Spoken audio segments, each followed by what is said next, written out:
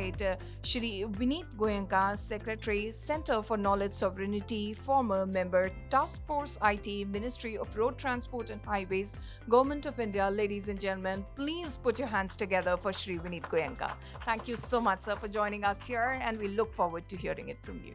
Finance has been already been discussed, and as I said, I'll not take more than 3-4 minutes, and it's already 1:22. Okay, so we talked about hybrid annuity model. Then somebody talked about PLI, the viability gap funding model, which has been there. We have always heard about debts, which are low cost, so that the cost of operations and per kilometer cost does not go high. We also talked about stock markets investing in this particular thing, so that the risk can be shared by people, and also the pay and use thing, so that risk mitigations are there.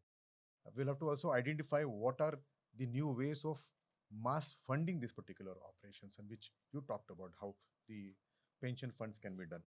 But before that, 2-3 models is that what does the government think about this? And the government thinks about BRIC, right? That is the backward region, religious region, institutions, and other cultural places where it should be connected. So that cars, especially the EV cars, can go to that region. In case I want to travel from here to Ayodhya, it can be green, so that it helps us cost-wise and also the environment-wise. Now, one thought which is not the subject of the today, but which came to my mind is that we are 17% of population, contributing only 3% or 4% to the carbon of the environment. So if you see, we are in the low in the index. But the way the economy is going up and the way the automobile sale is happening in the last 4 or 5 days, thanks to Modi government's initiatives, the number of vehicles which will be purchased will be very high. So the carbon contribution to the world will be very high. Now, this can be only arrested if we go this way. How do we fund more? And three specific things which I thought while I'm talking to all of you is, one, we do have a large pool of CSR fund, more than 26,000 crore rupees. Now we all know, honestly, if the cameras were not on, many of these CSR funds have just been pushed out of the office because the balance sheet, because it has to be done. L&T does very good work in CSR. They're very careful, but many of these cannot do that. If we can all come together, and I'm talking to you as a stakeholder here, if we can all come together and through your leadership, talk to government that why not give incentive of 1.1, that is 110% expense booking in the books. People will be encouraged to put their CSR funds behind his organization. And through that, we can have a low cost. 26,000 crore is a huge amount, right? And if it's genuinely done some good work, I hope it is good. Number two, there is a provision called as ATG in income tax. Many of us genuinely contribute to this. I also contribute to a couple of initiatives where I feel they are good. Now, many of them don't have opportunity to contribute in the development of the nation, development of the mankind, development of this kind of industry. If we can again come together, come to ease of doing business, say that if this ATG is also extended to those who contribute that money to the financiers who will give a low cost finance to e-business, the e-mobility business. So that's the second thing which I thought will be a revolutionary thought process of. And lastly, one line which is not about purely about finance and the chunk of money which can come, and we have not tapped this 26 and 29,000 crore rupees. One which I talked about in the task force. Those who don't know about the task force, under the leadership, chairmanship of then minister and today's minister and maybe tomorrow's minister of road, Nitin Gadkari ji was the chairman of the task force, and I myself and Mohandas Pai, we were two members of the task force. We recommended certain things and that recommendations come up.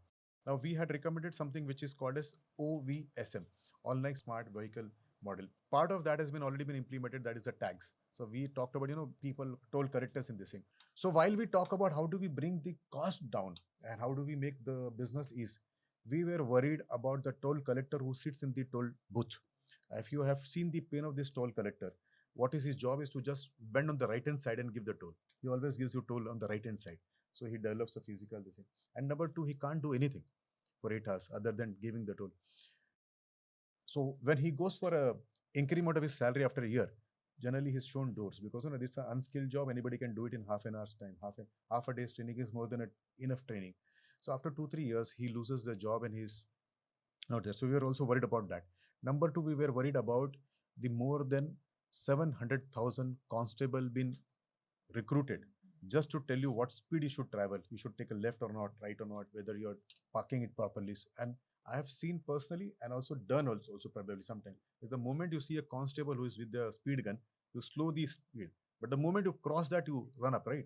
So this kind of small offenses are there, for which government has put in a lot of money. So employing more than 700,000 constables across the country, or wardens or traffic monitors who do this. this smart model can replace that, and it can tell you in advance what is the speed on this road, whether you take it or not. You don't have to employ the parking guys. So this will help you to streamline the fees, the fine, and the fuel. So one of the joint secretaries in the meeting asked me very happily, sir, कि तब this is about 2015 when we were discussing. He said कि sir लट लेके खड़े रहते हैं toll नाके पे, तब भी लोग टोल नहीं देते हैं. मेरे पिताजी मेंबर ऑफ पार्लियामेंट ये बोल देते हैं कई बार. आपने वीडियोस भी देखे होंगे. So on that 30 rupees of toll, people spend more fuel quarreling and arguing with that guy. Why not to pay? And so I said, do you think how it will come? And somebody smart like Gaurav ji told me that this device can help us not to allow to be refueled till he pays the earlier fees and the fines. So when he goes to the fuel bump, whether it is fossil fuel or to the other fuels, he has to pay the fees first, whether it is road tax, whether the toll or the parking or the fines, and then he will get the first drop of the fuel.